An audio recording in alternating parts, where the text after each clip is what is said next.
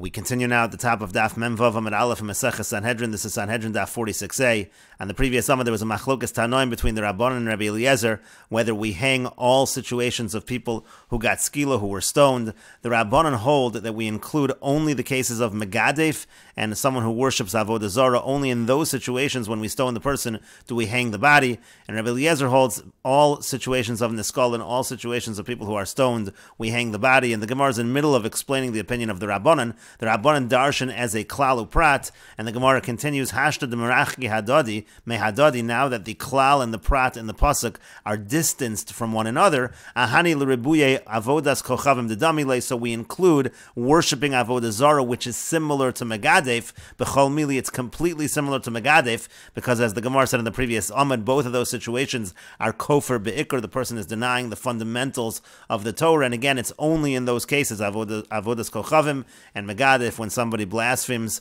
the name of HaKadosh Baruch Hu, only in those situations do we say that the body is hung.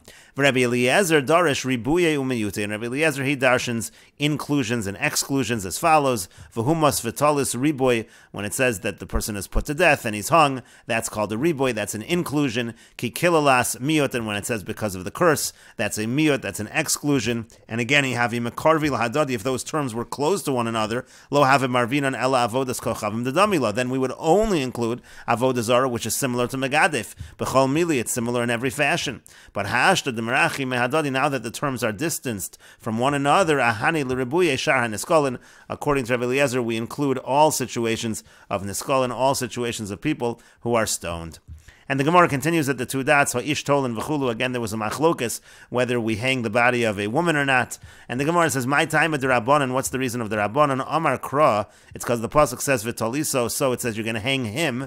And so the Rabbanan darshan Oso V'lo Osa. They darshan V'tolisa Oso, you're going to hang him, you hang a man, but you're not going to hang the body of a woman according to the Rabbanan. Rabbi Eliezer darshans Oso Below Ksuso. Oso means to say you hang the body, but you do not hang the body with the clothing on, you hang the body naked. And the Gemara continues, V'Rabbanan inachinami. Now the Rabbanan, that's actually true. We do say oso below ksuso. Rather, the source for the Rabbanan that only by a man and not by a woman is as follows. Because Elam Akra, rather it's because the pasuk says v'chiyah be'ish chet. It says by a man there is a sin, and we darshan ish v'lo isha. This halach applies to a man and does not apply to a woman. Rabbi Eliezer hai v'chiyah be'ish my darish be. Rabbi Eliezer, what does he do with the pasuk of v'chiyah be'ish? And the Gemara says, Amar Reish Lakish says, Hahu lemu'ute ben sora umora. That actually comes to exclude ben sora umora. The Gemara is saying that this halach of hanging applies to an ish, a man, but a ben sora umora who's not quite considered an ish, so the halacha does not apply. But the Gemara says, what do you mean the halacha does not apply? Vatanya, but we learned in a brisa the exact opposite. Ben sora umora, niskal v'nisla. The ben sora umora is stoned and the body is hung. Divrei Rabbi Eliezer, these are the words of Rabbi Eliezer. You see that Rabbi Eliezer, on the contrary, he includes ben sora umora. And the Gemara says, Ella rather, Amar of Nachman bar Yitzchak, Rav Nachman bar Yitzchak says, L'rabos ben sora umora. Actually, it's coming to include ben sora umora. Now, how does it come to include? My time, and what's the reason that it's an inclusion? The Amar Kra v'chiyah be'ish chet. Again, it uses the word ish. So we darshan ish v'lo ben. So we darshan that it's a man and not a ben sora umora. And then chet, it says the word chet, misha al cheto nerag. That means to say, only somebody who's being killed for his sin. Yatsa ben sora umora al shum sofo nerag. That also comes to exclude a ben sora umora who's al shum sofo nerag. He's only killed because what is going to be with him, and so therefore it's have a mir achar mir. It's actually a double exclusion. You have the exclusion of ish v'lo ben, and you have the exclusion of chet, and not somebody who is al shem sofo. That's called a mir achar mir. It's an exclusion following an exclusion. The mir achar mir el l'rabos. The rule is when you have a double exclusion, it actually is an inclusion, and that's why we say that ben sora umora is included in this halacha of hanging the body as well. And the Gemara continues at the two dots. The Mishnah said, Amar lehen Rabbi Eliezer. Rabbi Eliezer said to the Chachamim, V'alo Shimon ben Shetach tolan noshim v'chulu. It said that Shimon ben Shetach, he hung the bodies of 80 women in Ashkelon, and therefore it's a proof that we do hang the bodies of women. And the Chachamim responded to Rabbi Eliezer, you can't bring a proof from Shimon ben Shetach because you're not supposed to judge more than one capital case in a day. And again, there was 80 women, so obviously that was a situation that was extraordinary. You can't bring a proof from that. And the Gemara says, Amar Rav Chisda says, Lo shanu ela b'shtei misos. This idea that we can't judge two capital cases in one day, that's only if it's two different death penalties that we're talking about. Avol b'misa achas donin. But if it's all the same death penalty, you actually could do multiple cases in one day. But the Gemara says, what do you mean? But the incident with Shimon ben Shetach, it was all the same death penalty. And the whole point is that they are saying to him, they're saying to Rabbi Eliezer, that you're not allowed to judge more than one case in a day. And so the Gemara says, you're right, Ella rather, yitmar hachi yitmar. If you're going to make a statement in this fashion, it should be as follows. Lo shanu ela b'misa achas ke'ein shtei misos. This is only true even if it's one death penalty, but it's similar to two death penalties. Ve'echidam yikagon shtei averos. Meaning to say, let's say it's a situation, what would be an example? An example would be if it's two averos. If you're judging cases with two different averos, that's already a problem. To have two different capital cases, two different averos in one day, you need to give each case its proper time. But if they all have the same death penalty, and it was all the same avera, so then done, and so then you are allowed to judge more than one case in a day, and then we'll simply say that in the case of Shimon ben Shetach, even though it was a situation all involving witchcraft, but there are different kinds, different averos, and that's why they said, obviously it was an extraordinary situation, judging more than one of those cases in one day. And the Gemara continues, Mesev Rav Ada bar Ava. Rav Ada bar Ava asks the following question. The Brisa says, and this is from the Tosefta, Ein donin shnayim b'yom echad. You can't judge two capital cases in one day. Va'afilu b'noef v'noafis. Even when you're talking about a situation of adultery, the man and the woman who are involved in the adultery, you can't judge those two cases in one day. Now, the problem is, these are cases of one aver. It's all the same aver. It's all adultery and the same death penalty. And so then it seems to be saying, even in a situation of one death penalty and one aver, still you're not allowed to judge two cases in one day. And the Gemara answers, Tir Gemara Rav Chisda explains, Bebas Kohen u'boala. Here we're talking about a situation of adultery, specifically with a Bas Kohen and the adulterer, the person that she is with. And Rashi explains, Bebas Kohen arusa onasua. This could be the daughter of a Kohen who's betrothed, or it could be the daughter of a Kohen who's married, u'boala, and then the man who commits adultery with her, Dihi b'sreifa, because here it's a different death penalty. She actually gets sreifa in that case, since she's the daughter of a Kohen. Avol boala, but the person who she had adultery with, that man, nidon keshar boel, he's treated like any other boel. Bas Yisrael, who's boel a Bas Yisrael. The boel arusa beskila, the halach is a person who's boel, a woman who's betrothed, that kind of adultery, he gets skila. Uboel nesuin, if she's a married woman, the halach is bechenek, then he gets killed through chenek, through strangulation. Dechsiv, because it's written, he bo'esh tisarif, it says, she's the one that dies by fire. He velo boel, it means she and not the one who she was boel, hivelo zomamea. Again, it applies to her and not to her Adam Zomamin. They don't get sreifa. And so the point is, again, it's two different death penalties. The person that she is with does not get the same death penalty that she gets in that case. That's what it means when it says afilu b'noef v'noefes. You're not allowed to judge two in one day. And the Gemara continues, Obe Bas Kohen v'zomame zomame. You could also have the same thing by a Bas Kohen, and let's say the situation was where the Bas Kohen is being put to death, and the witnesses that testified against her, so they were made false, but then those witnesses who made them false, they were falsified. So again, when we're talking about Adam Zomam by Bas Kohen, they don't get her punishment, they get his punishment, and that's why, again, that's two different death penalties. And the Gemara continues, Tanya, we learned in a Brisa, Rabbi Eliezer ben Yaakov Omer, Rabbi Eliezer ben Yaakov says, Shamati, I heard, Shebezdin makin v'yon shalom in Torah, that Bezdin is allowed to give punishments like lashes, even if it's not something that the Torah specified, a punishment not from the Torah. V'lo lavar al divrei Torah. Now they're not allowed to do this because they're transgressing the words of the Torah.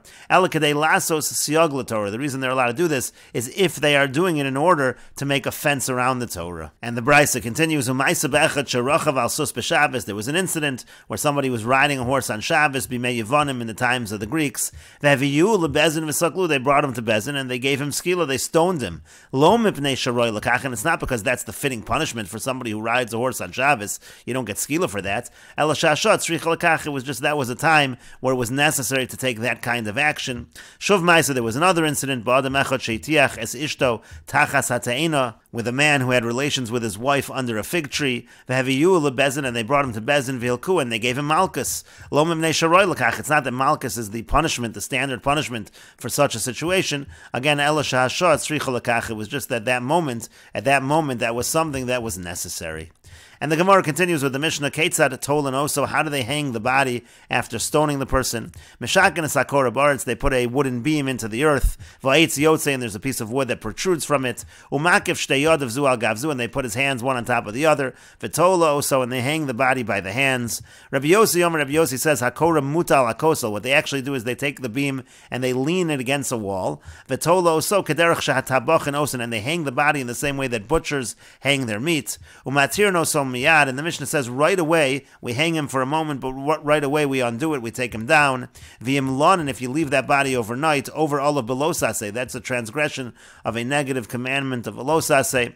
Shenemar, as it says in the pasuk, lo solan nivloso aleit, you can't leave that body overnight. Ki cover tikvarenu ki kilalas alokim toloi, you have to bury it right away because it's a curse of God that's hanging. Kolomar, what it means to say is mipnei mazet toloi, why is it that this body is being hung? Mivnei shaberach es Hashem, because he blessed. That's a euphemism. It means to say that he cursed Hashem's name. V'nimsa shem shamayim mischal, and it turns out if you're going to leave the body, that's going to cause even more of a chilul Hashem. And the Gemara continues, Amar Rabbi Meir says, B'shasha adam mitzdayer, at the time that a person is suffering due to his sin, Shechina ma'loshan omeris, what is the Shechina saying at that time? The Shechina also suffers, Kalani me'roshi, Kalani me'zroi, I'm suffering from my head, I'm suffering from my arm.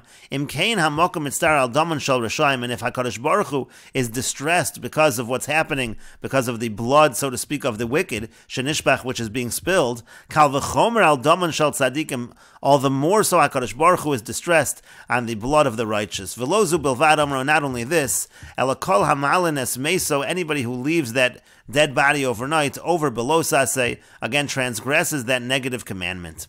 And the Mishnah continues, Halineu lechvodo. Now let's say the reason why they leave the body is really to honor the body. Lahavi lo aron v'tachrichem, they have to bring the casket, or they have to bring the burial shrouds. So it's for, if it's for the honor of the mace, ain't no over olive. So then there's no transgression. That is not a violation of the negative commandment. And the Mishnah continues, V'lo hayu koverno so bekivras avosav. Now this person that they killed, that they applied the death penalty that to this person, they do not bury that person in the graves by his ancestors, by his forefathers. Ella shtei bate kavaros hayu mesukanen lebezdin. Rather, there were two cemeteries specifically designated for bezdin. Achas leneharagun ulenechnaken. One of those cemeteries was used for those who were killed by beheading or strangulation. V'achas leniskolin v'lenisrafin, and the other cemetery is used for those who were killed by stoning or burning. And nisachil habasar, but once the meat of the body decomposes and all that's left is bones, then malakdan esatzamos, then they take the bones, they collect the bones, v'korvano son b'makoman, and they can bury those bones in their proper place, meaning again, we're in the same place where his ancestors are buried. V'hakrovim boim v'shoalim b'shlom hadayonim, after the death penalty is carried out, the relatives of the person who was killed, they come and they have to greet, or they're supposed to greet the judges, v'shlom ha'edim, they inquire about the witnesses, they greet them properly. Kilomar, as if to say, she'ein b'libeinu aleichem, that we in our hearts there's nothing against you, the judges or the witnesses, shedin emes dantem, because you judged a true judgment. And Rashi explains, again, the Mishnah said, Shem shamayim eschalel will cause a chil Hashem, if you're going to leave the body, shemazkirin shezebercho, because then people will remember that what this person did was he cursed Hashem, again using the language of bracha, blessing, as a euphemism. And Rashi continues, she'adam mitzdayer, she'paranus ba'ala ba'avono, anytime a person is distressed, he's getting the punishment for his sins. Mal lashon omer, so what does the Shechina say? Be'eza lashon hi kovelesu misnodedes olav, again, what's the Shechina? What is the Shechina doing with that? And the Mishnah said, Kolani meroshi, the Shechina says, I'm distressed in my head. Kimosha ha'adam, what it means to say is, just like the person, sheyaga v'oyef, the person is in physical pain. When a person is tired, omer roshi kaved olai, he says, I have a headache. Huzroi kaved olai, he says, his arms are heavy upon me. V'hainu kilalas, it's learned from the language of kilalas, kal less. Ani eini kal, it's like saying, I'm not light, it's heavy upon me. When a person's, his head hurts, he says his head is heavy. That's, so to speak, what the Shechina is suffering together with the person. Velozu bilvad belosase, and the Mishnah then was saying that it's not only when someone gets the death penalty that you're not supposed to leave out the body, not only in that case is that a violation of a negative commandment, elakol mesim, but anytime you have a dead body, halanasan belosasehu, it's a negative commandment, you're not supposed to leave over the body, kidiyolaf bebraisa, miribuya de tikburenu, that's learned in the Braisa from the inclusion of the word tikburenu, velo hayu koverno so bekivras avosav, and again, again, you don't bury the person by his father's lefishein kover in Russia. Eitzel tzadik, you're not supposed to bury a wicked person by a righteous person. Kach mefarish lo b'gemara. That's how that's explained in the Gemara. And then it said the bezin et shtei kavaros b'gemara mefarish taima da halacha l'moshe misinai shnayim v'lo arba. The Gemara will explain why do you have two cemeteries for 4 death penalties. You have one cemetery for 2 of the death penalties, another one for the other 2. Why do you have 2 and not 4? The Gemara says that's a halacha l'moshe misinai. And nisachel habasar, once the flesh of the body is decomposed, kvar neschaper b'misah, so now you have an atonement with his death, with his yono, and with the disgrace. So at that point they can collect the body, the kovern b'kivar savosav, and bury him in the area where his fathers are buried, where his ancestors are buried. And we will continue with this discussion in the next video on Daf Mem Vav Amud Beis.